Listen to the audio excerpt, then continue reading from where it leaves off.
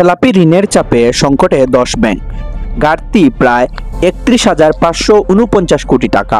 সম্প্রতি আপনারা বিভিন্ন নিউজ চ্যানেলে পত্রপত্রিকায় এই নিউজটি দেখতেছেন যে 10টি ব্যাংক খেলাপি ঋণের সংকটে আছে।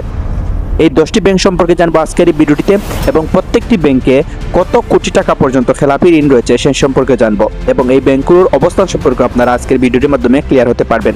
সো চলুন আজকের এই গুরুত্বপূর্ণ ভিডিওটি শুরু করি। ভিডিওটি শুরু করার আগে আপনি যদি নতুন দর্শক হয়ে থাকেন তাহলে অবশ্যই চ্যানেলটি সাবস্ক্রাইব করতে ভুলবেন না।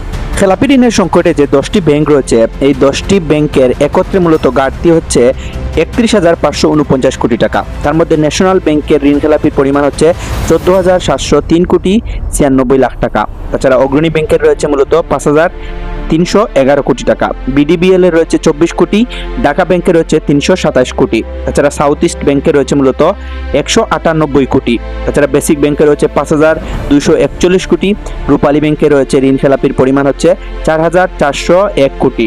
বাংলাদেশ কমার্স ব্যাংকের রয়েছে মূলত 443 কোটি।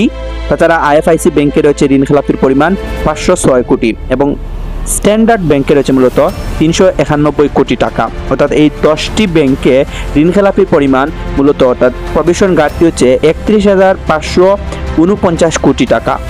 এই বিশাল প্রভিশন ঘাটতি নিয়ে মূলত এই 10টি ব্যাংক তাদের ব্যাংকিং কার্যক্রম পরিচালনা করতেছে।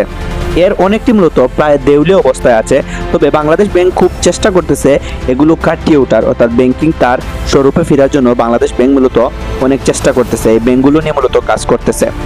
তবে এখানে উল্লেখ্য বিষয় যে বাংলাদেশ ব্যাংকের গভর্নরের ভাষ্য অনুযায়ী এখানে অনেকটা ব্যাংক মূলত দেউলিয়া অবস্থায় আছে, তবে এগুলো দেউলিয়া হতে না পারে এর জন্য মূলত বাংলাদেশ ব্যাংক কাজ করতেছে।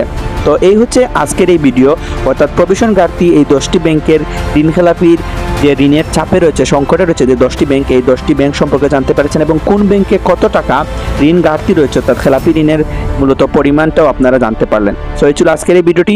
পরবর্তীতে নতুন কোনো ভিডিও নিয়ে আপনাদের সামনে হাজির হব। সেই পর্যন্ত সবাই ভালো থাকবেন, সুস্থ থাকবেন। আসসালামু আলাইকুম।